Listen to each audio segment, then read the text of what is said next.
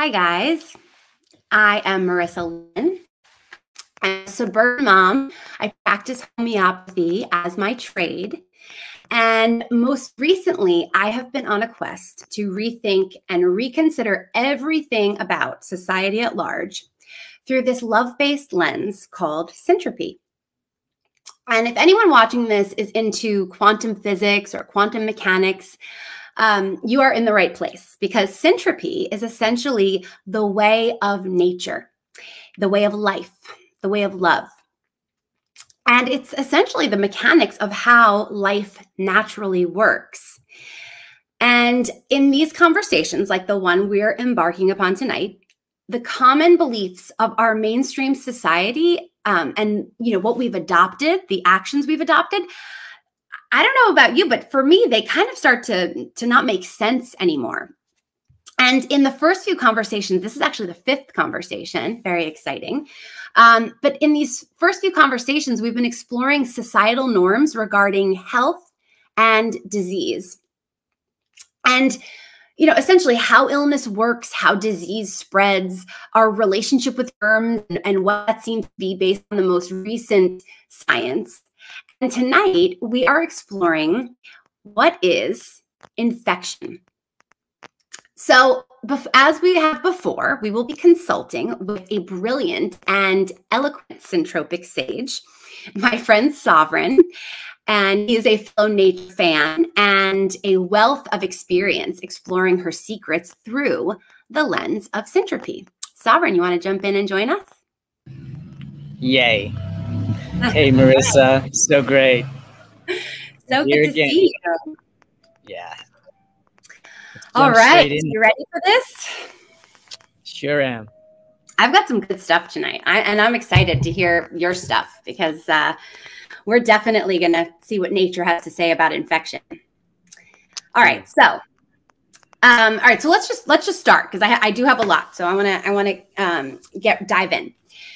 So Great. I want to first lay out the prevailing story that once guided my perspective on infections. And then I want to go right into nature. So, for me, let's just picture an acute infection. So, I start sneezing, I get a cold, and I have, the runny nose, and then maybe it develops into, some sinus pain or headache, or it goes into my chest. Maybe I get a cough, I have a deep cough. And then, there's that moment when you get a cold and you think, all right, well, if I rest, if I just take some over the counter stuff, maybe it'll just go away and I can get back to life. But then where it crosses over into much more serious symptoms, the fever starts, right? Usually the fever beginning, at least in my experience, is where I used to get derailed. I don't want to mess with a fever. And a lot of my clients are natural health, prefer natural health. So they prefer to avoid using synthetic or chemical-based medications, antibiotics being one of them, right? I mean, that's actually so common. Even those who practice more conventional methods, and most people realize that, antibiotics, we've gotten into kind of an overuse problem. And there are some significant consequences there. So we want to avoid it. But once we feel fever, right? Or we go to the doctor and the doctor says, oh, I see ear infection or sinus infection, chest infection. We're like, okay, I don't want to mess with that. That could cause damage and destruction. And then we're like, give me the antibiotics. I'll put aside my herbs and supplements and homeopathy and give me the good stuff, right? Sovereign, you and I talked about this a little bit. You've had this experience, right, with your own more of a skin infection, right? Yep. Yeah, very interesting. Something that I'm reconsidering my own mentalities and my own takes on how I respond to that.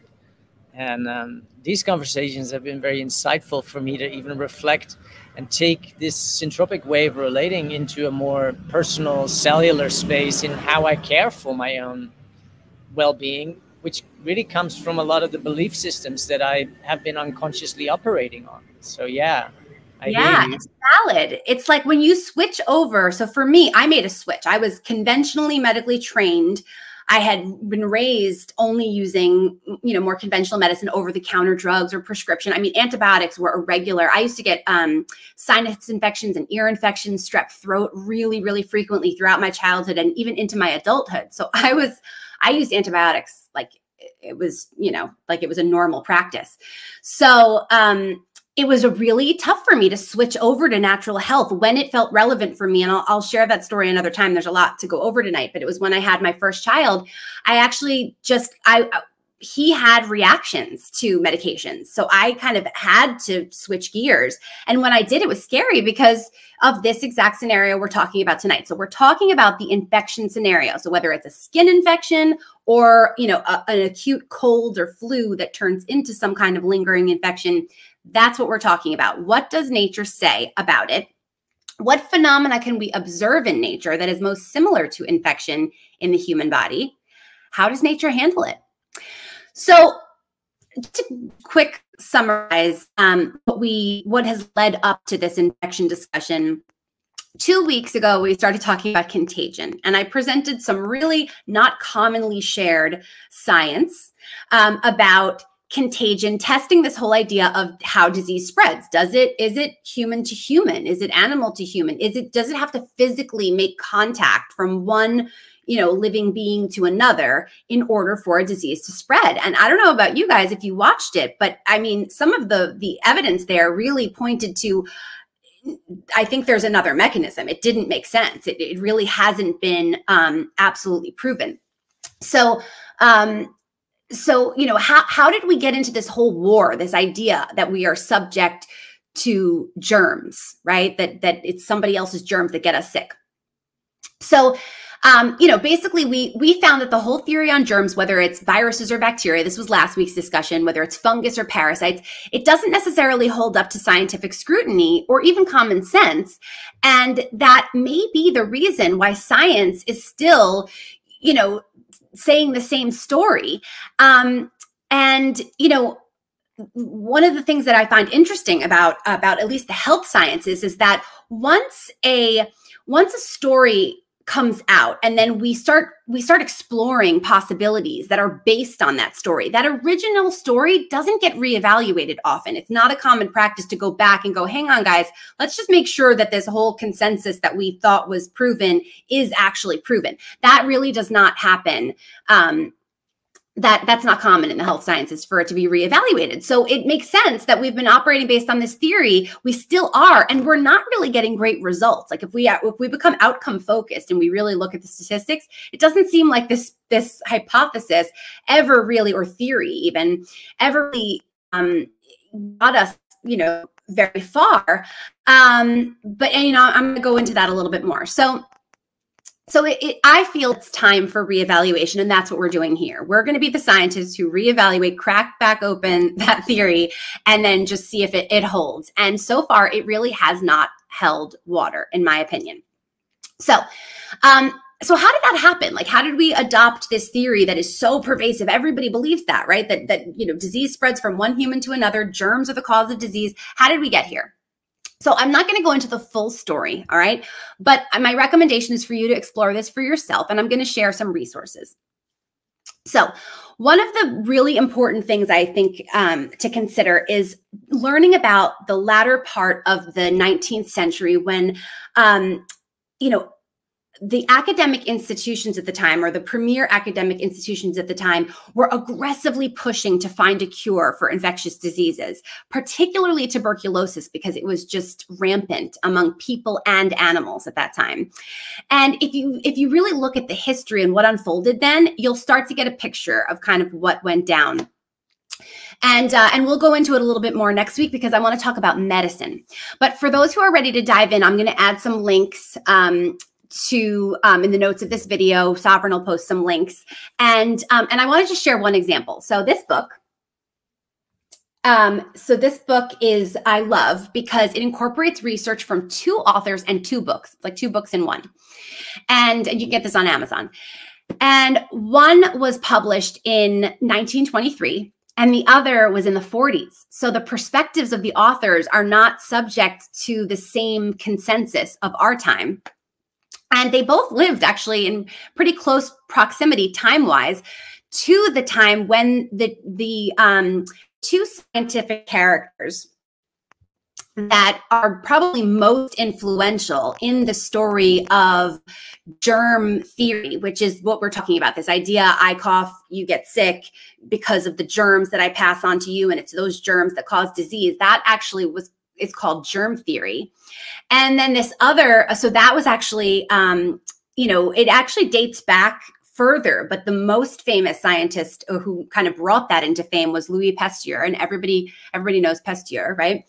But then there was this other contemporary of his who was an incredibly accomplished and brilliant chemist and microbiologist, also French, Antoine Béchamp, or at least was in academia in France around the same time. And his theory was called terrain theory. And he essentially proved that it was nurture and not nature that drove disease pathogenesis. So like the start of disease and then the progression of it. He essentially basically said that the state of the environment around an organism, human or otherwise, was far more influential than the germ exposure. And that idea of germ causing disease didn't make sense at all, according to him, because they are everywhere. We went over this last week, right? Viruses are in the nonillions in just like a breath of outdoor air. And they seem to operate, so germs seem to operate on this incredible phenomenon called pleomorphism. And not to go too deep into this, because I'm going to post some links that talk about this, but pleomorphism is like shape-shifting. It's like, think of Maui from the movie Moana, for those of you who have Disney fans or kids who are Disney fans. But basically that these microbes shape-shift to the environment based on what they're called to do or how they're called to show up. So, in this instance, it's really interesting because bacteria can change into yeast, yeast to fungus, fungus to mold. It's really very, very cool. And, just to like cite a little, a researcher, Dr. Rosenau of the Mayo Biological Labs and other bacteriologists, they demonstrated that media change could alter. So like media is in like the environment, right, of the sample that these microbes were in. It could alter streptococci, so strep bacteria, to pneumococci. All right. So we think of those as different bacteria, right? But in this particular set of experiments, they actually showed them turning from one into the other and then back. So like pneumococci back to strep. So, and it showed that bacteria are scavengers of nature. We'll talk about this in a little bit. Being excellent bags of enzymes, like, they chop stuff up and break it down. They alter their shape and enzyme production for the purpose of dissolving to its smallest elements whatever dead tissue is present. So in pleomorphism, a so-called species is just a stage in the growth cycle of a family of beings. So last week we talked about the Human Microbiome Project, where scientists mapped the genome, so like the genetic code of many different types of bacteria, fungi, parasites, viruses. But imagine if these things are just like versions of each other, of like the same thing, and they shift based on what they're called to do in a given environment. Kind of a different way of thinking about it. And, this makes me think of acute infection. So if we look at when an infection happens, I think, many of the people I've worked with, and certainly for me, I felt like, uh-oh, I did something wrong. Oh, now something turned into an infection. This is serious. Like, it was just like an unlucky occurrence and not meant to happen. And I have to tell you guys, I've been studying the human body and health for a very long time, more than 15 years. And I don't really think there are any accidents in the body. Like, it really, just the more I study the mechanics of this phenomenal organism that we, this vehicle that we get to live in, it's incredibly intelligent. And but I used to relate to infection like, oops, shoot, I'm in an infection event. And it reminds me the way we relate to the microbes that we see at the site of infection. It's kind of like if there were a fire in a neighborhood, or there were like a set of fires, and you show up after the fire's already started and the firefighters have shown up. And imagine after a while, you just go, I see this, this particular firehouse, these firefighters at this fire a lot, maybe they're the cause. And I just assume, right, that because they're always there, that I name the disease after their particular firehouse, it's just, we wouldn't do that, obviously, right? Because we know that the firefighters are not the cause of the fire. But then why are we blaming the microbes when it is absolutely plausible and very possible that they're showing up there serving a purpose? And here we are saying, oh, it's because you caught staph or because you caught strep. And there are quotes all over this brilliant book. I'll read one of the really cool quotes. This actually comes from Antoine Béchamp. And he said, "We do not catch diseases, we build them." Okay, that was one. Here's another from Rudolf Virchow, who he is considered the father of modern pathophysiology. So like the study of disease is pathophysiology. He said, "If I could live my life over again, I would devote it to proving that germs seek their natural habitat, diseased tissue, rather than being the cause of the diseased tissue." Okay, so the father of modern pathophysiology is saying this. Another one from Antoine Béchamp. "Nothing is lost, nothing is created. All is transformed. Nothing is the prey of death. All is the prey of life." So there's Syntropy for you, right? He sounds like he would be a fan of these syntropic discussions if he were around today. And then there are some other great quotes. So anyway, that's from this book. So that would be a great one. I'm going to post some articles as well. But I want to switch gears, and Sovereign, invite you to chime in here. And I want to talk a little bit about forest systems and where we see infection in forest systems. But first I want to ask you, because you did, I think it was a podcast, it was beautiful, or maybe an article, and you did a podcast on "You Are a Forest." And it was so beautiful. I was wondering if you could share with us how our viewers could feel comfortable comparing themselves to a forest. Yeah, Syntropy and the study thereof is primarily shared through the practice of syntropic agroforestry. And when I embarked on my 2-week training 4 or 5 years ago, it was made known to me that me and the trees are not so much different.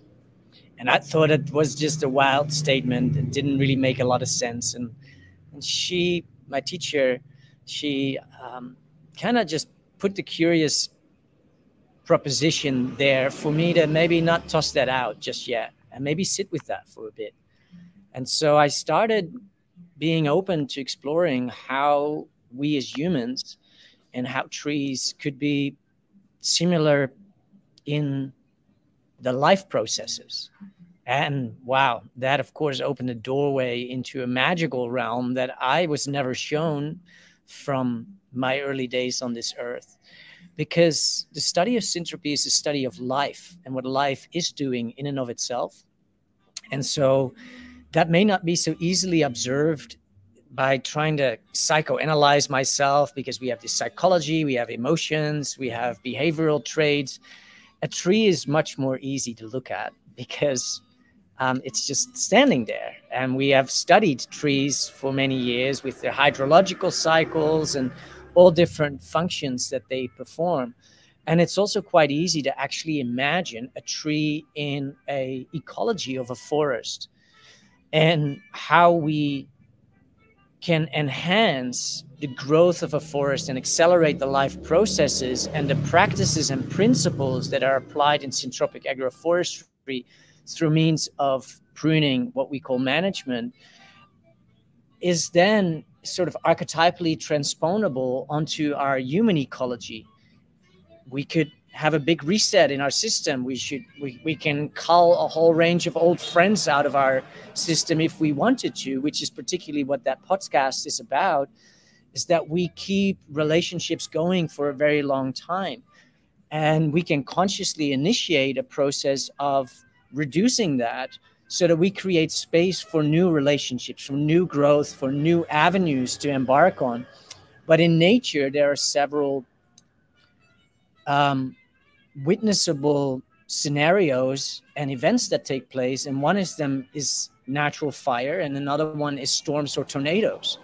And when we witness what the effects of those scenarios are, or those events, is they are resets in the system. And when we stop that from being able to occur naturally, or we start intensely managing that in a human orchestrated fashion, if we don't do it in service and in alignment with life, we may end up with situations and circumstances that then 10 years down the line make us feel like, oh, well, maybe that wasn't really working. And so this is humanity kind of trying to manage life based on a control mechanism for outcomes that are usually for safety or protection or profit. And down the line, those ways of controlling nature actually turn out to be not syntropic, but the common standard doesn't know even what syntropy is in that sense, but they do realize that they had some shortfalls in their insight. So humanity is in the process, by engaging in anthropic management practices, it is also engaging in learning, because the only thing that life is really doing is accumulating more quality and quantity of life. And in human ecology, that is awareness and the expansion of our awareness as to what really works, what is really harmonious, and what really builds and regenerates both the natural world, but also our own natural world. Yeah. So yeah, it's fascinating what there is to explore around humans being a forest, and how fire storms can play a role in that. Yeah, I love that. And infection, right? I mean, could be analogous with that. So, and I love what you're saying about, just about even the mistakes are a function with purpose, right? So, we can look at, I can imagine some people watching this and saying, oh my goodness, I can't believe that if my doctor or, health authorities are still preaching this tale of germs spread from one person to another, and, infections are dangerous, and if an infection rises to a certain level, it needs to be stomped out. And I'm not saying that doesn't have a place, but is there another way of looking at it is really my question, because I think some people would assume that when you go into natural health, and for those of you who've been like me, where you took a leap from one consciousness to a completely, what seemed like a different one, it's not the idea of switching into this more nature-based alignment is not to not do anything, like to, instead of antibiotics, do nothing and just let it go and let it blaze. Like that isn't always appropriate either, right? There is a role for humans in even forest management. I think you said it a few weeks ago, Sovereign, and you said we are fantastic gardeners. Like in many ways, there is a beautiful partnership that can happen between humans and forests. But you had actually sent me this really beautiful piece of writing by George Gantz. I hope I didn't mess up his name, but he wrote this beautiful piece of writing called "Transformational Fire in Nature, Society, and Spiritual Life." And he goes into this story that reminds me of what you're speaking of, Sovereign, because I guess he and his wife went to the Rocky Mountains, and he tells this story that essentially park managers and the public made the judgment more than 100 years ago that fire was bad for our national forests. And in turn, they embarked upon a broad program of fire suppression. Remember that in the 80s, it was big here. I don't know if you guys had anything like this in the Netherlands, Sovereign, but we had Smokey the Bear, he was kind of the face of the campaign to prevent forest fires. I think he said only you can prevent forest fires. But anyway, so he says, more recently, experts have learned that this program had negative consequences for the entire ecosystem. Without the normal and periodic reduction of combustible materials through fire, these materials have accumulated. And with the result being that the fires that do break out become much more dangerous and destructive than those in prior centuries. In addition, the forest landscape has become less hospitable to certain species, and as a result, the biological health and diversity of the forest system has suffered. So, for example, he says the lodgepole pine produces seeds that will only germinate after being subjected to fire. So in this case, fire is required to renew and rejuvenate the forest. Moreover, the lack of fire is thought to be a contributing factor to devastations wrought by beetles in Western forests. Without the transformational effects of fire, the lodgepole pine forests will get older and decline. And they now seem to be dying. So, it's so interesting because I wonder if, these really significant infections, and by the way, one of the largest public health concerns that's listed on all of the traditional, governing organizations, so CDC or WHO, is antibiotic resistant infection. So, bacteria, same species, have this amazing phenomenon of communication. They call it horizontal gene transfer. So if you're the same species, you can cross communicate. It's like telepathy between microbes. So in a hospital, if these microbes are being assaulted with chemicals, the antibiotics or the like, they can actually communicate and say, hey guys, we better upgrade and strengthen and get stronger. So, it's interesting. I have several grandparents who died, actually probably the majority of my grandparents passed away due to infections acquired in hospitals. And I wouldn't say the hospital is to blame, but what an interesting environmental observation to see that such a huge concern are these acquired infections, dangerous infections. And it really echoes what this Mr. Gantz is saying about forests that aren't allowed to kind of go through these smaller, restructuring events, whether it's a storm or a fire, that there's this accumulation, biodiversity goes down. So the whole system's health kind of is depressed. And then if and when it is time to have a fire, it's so much bigger and so much more dangerous. Like, it's just so amazing to me. I never would have compared myself, number one, to a tree or a forest at any point. Now I would. But we've talked about this 180-degree turn that I've taken in my life. But I just feel like it makes sense. And what's interesting is, to me, any person can listen to this analogy and run it through their own internal sense. You don't need to be a microbiologist or some kind of advanced scientific researcher to look at, a peer-reviewed set of, studies to decipher what might be the best practice in the site of an infection, right? That if we actually look at infection and honor the purpose that it's serving, maybe we can help it. We can become stewards of the process as opposed to suppressors, right? So, and it's interesting to me about nature versus kind of our human way of relating to biology is that I find that my mind complicates things. Like I read this article written by a regenerative farmer in Georgia, not far north of me. And he wrote this article about complexity versus complication. And he said, nature is complex, humans are complicated. It was a great article, but like as an example, wear a mask.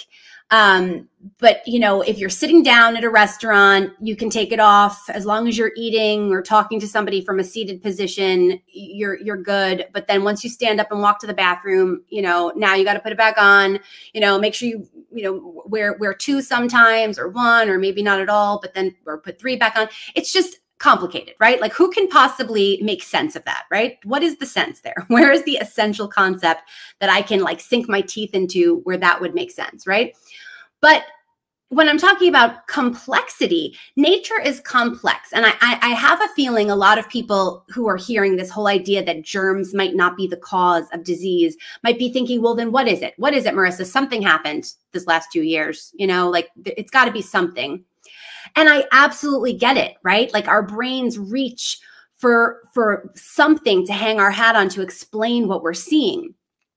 But when we try to reduce it to a singular cause, we get a story like the one told over the last 2 years. And I'm not here to say it's right or it's wrong. I mean, I think you can kind of guess based on the last few conversations that it doesn't really make a whole lot of sense to me, that I might be leaning towards other explanations. But I also don't think it's one thing. I mean, and I'm not going to get into that story.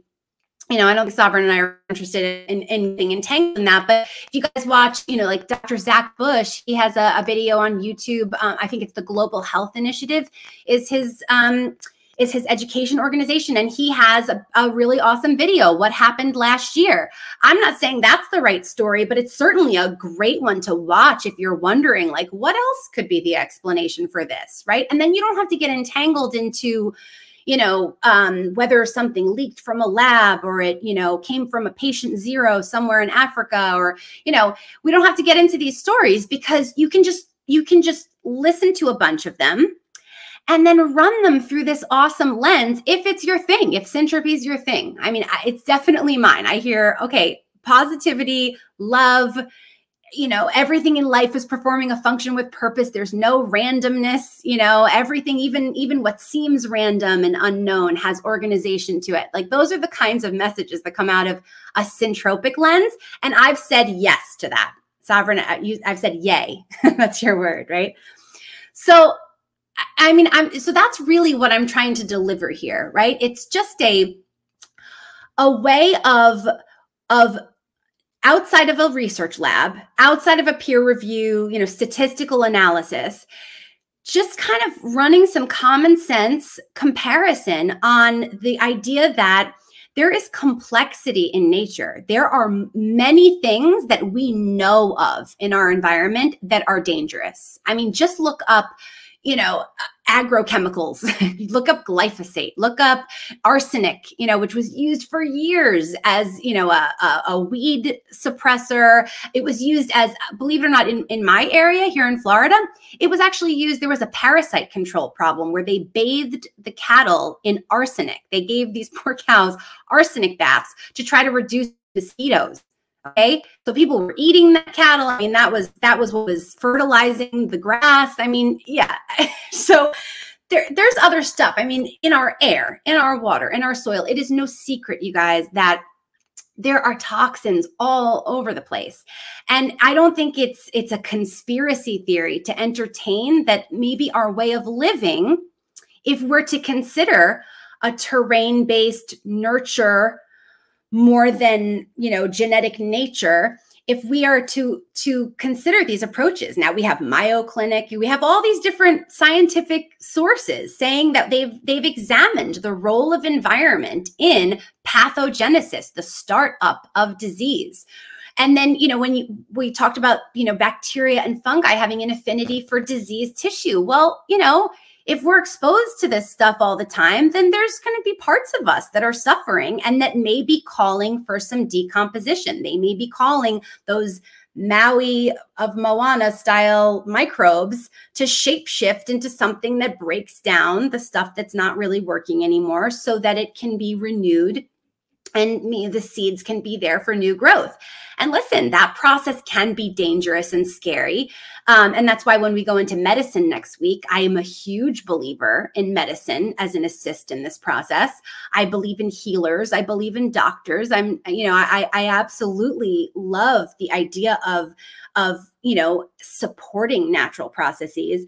But if we expand ourselves out of this really narrow lens that we've had for, it looks like about 150 years, just like the relationship, Sovereign, you were talking about, all of us have had relationships at some point that sometimes come up for reevaluation, and we decide maybe it's time for some pruning to allow space for new ones to come in or for new adaptation to occur. I feel like germ theory is one of those. So, so yeah, I mean, I don't know if you guys have questions. I don't know if that's actually the comment thing is working on here, but if you do have questions, I would love for you guys to engage with me on social media, on Facebook, on Instagram, Sovereign as well.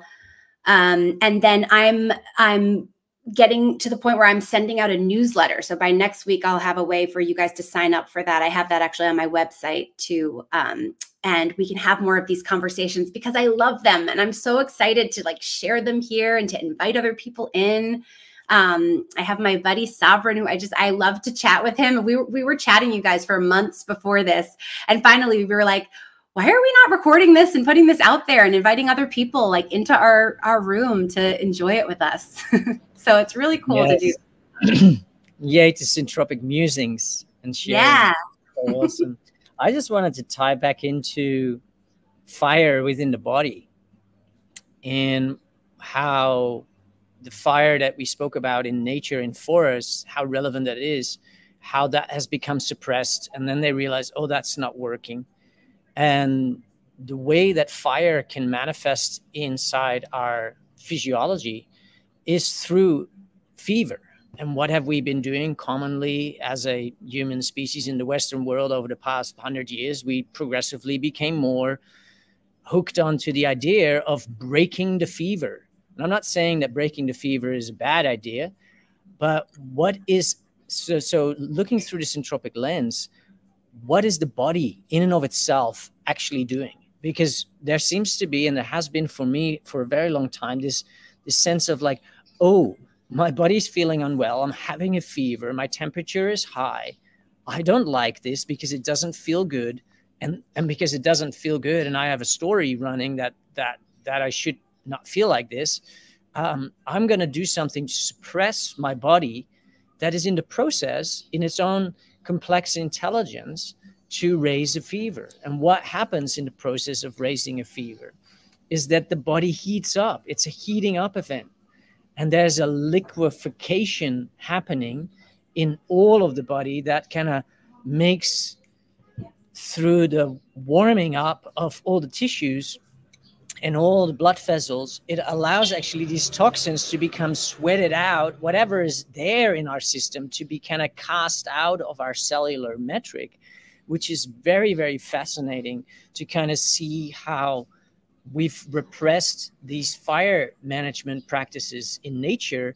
We have equally repressed the fever management in our human ecology. And doing so has not necessarily enhanced our resilience. And one of the things that one of my agroforestry buddies that has been very much in this kind of like exploration of syntropy in human bodies has shared, when I did have a fever, she was able to explain that it's a huge accomplishment for the human body to actually raise a fever. It's something to actually celebrate. If you can raise a fever, if your body can raise a fever, it means you're exceptionally healthy. If your body has a very hard time to raise its temperature and it's dragging on and it's painful and it's not this like 24-hour flash event, like a flash fire, that would then indicate that you may want to build on to some of that internal resiliency.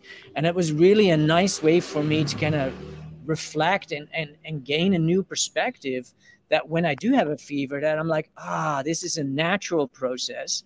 What can I do to support my body in this exact moment, other than resting and maybe, drinking liquids, and just staying present to the process, that this is a healthy event.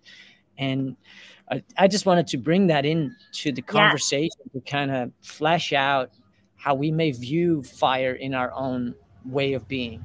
I'm so happy you brought this up, because this was actually a huge part of what I wanted to bring up. So I'm glad we didn't end before talking about this, because I do have a few resources for you guys to even explore what Sovereign is saying further. So listen to this. So we're going to post this article. I just sent it to you, Sovereign. It's what is decomposition? So this is actually an article about decomposition in nature. This is not necessarily a health article, but it says this, that in the process of degradation, temperature plays a really important role and has great influence. If temperature is increased, the process of bacterial or fungal degradation is smoothly carried out. And if temperature is low, the process of decomposition is slow. The colder temperature decreases the rate of decomposition, while warmer temperature increases the rate of decomposition. For this process, moisture is required. So hydration, right, is important. But But temperature, low temperature inhibits this process. So it inhibits the healing process. And I'll just tell you a quick story.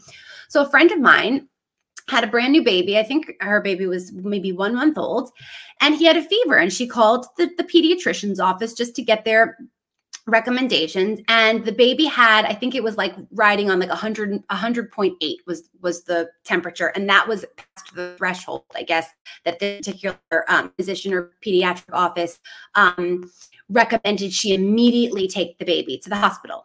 So she and her husband were, they asked some people that some other opinions, and then they decided for themselves that the baby was progressing, was fine, and did not need to go to the hospital. And this is 100.8, which is like barely a fever. And the nurse from the doctor's office kept calling and calling. Have you gone to the hospital yet? And then finally called the Department of Children's and Families, and an officer shows up and a representative, an agent from the Department of Children and Families showed up at their door, because they were, almost implying that they didn't do the right thing. So that's how crazy it's gotten. And I don't know if you guys have this for any parents out there. Somebody gifted this to me, but this is an awesome book. I think it's from the 80s. Dr. Mendelsohn, How to Raise a Healthy Child in Spite of Your Doctor. There's a whole chapter on fevers and the threshold. It's way higher than we think, where there would be any damage in these higher temperatures. And based on what Sovereign is saying, even from a forestry perspective, but just looking at the science of it, the higher the temperature, the quicker, the smoother it goes. And here we are judging, taking the temperature constantly. How high is it? Is it getting higher? Is it getting lower? We babysit this because we're so scared. But have we really rationally looked at what's going on? And do we have cause to suppress anything? What's so interesting too is if we look at the progression of disease over the 20th century, when we really heavily employed this approach of suppressed fever, that book I mentioned a few weeks back about the Spanish flu, it was about lots of influenza epidemics, but specifically the Spanish flu. There were some amazing accounts from, I must look at quotes and reports from 40, 50 physicians that talked about the employment of salicylic acid for pain and deaths resulting from that. If you look at Ray's syndrome in the study, I think it was in New Zealand or Australia from the 70s, that's from the use of aspirin, right? These fever reducers or inflammation reducers, pain reducers.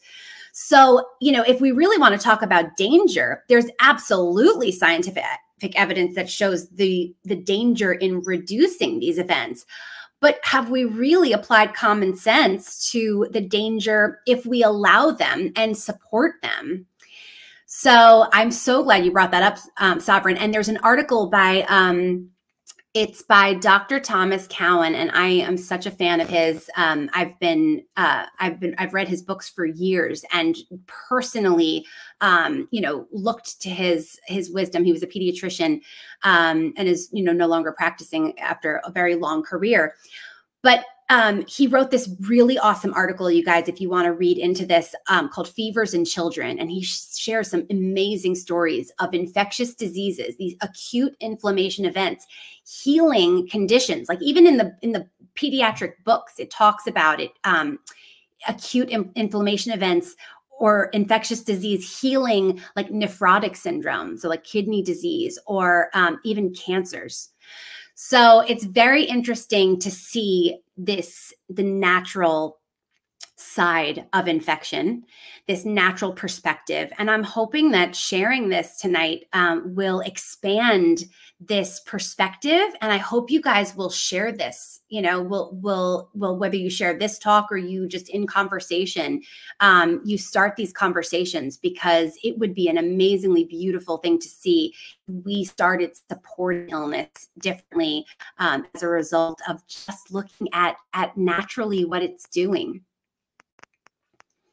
So beautiful. And that's one of the core teachings that I gained out of syntropic agroforestry, that I apply to what I call human ecology, but just being a human, is that it's actually all very simple. And what we often do as a pre-positioned orientation as humans, because of the culture that we've grown up in, is that we have a way to explain something based on something that we already learned.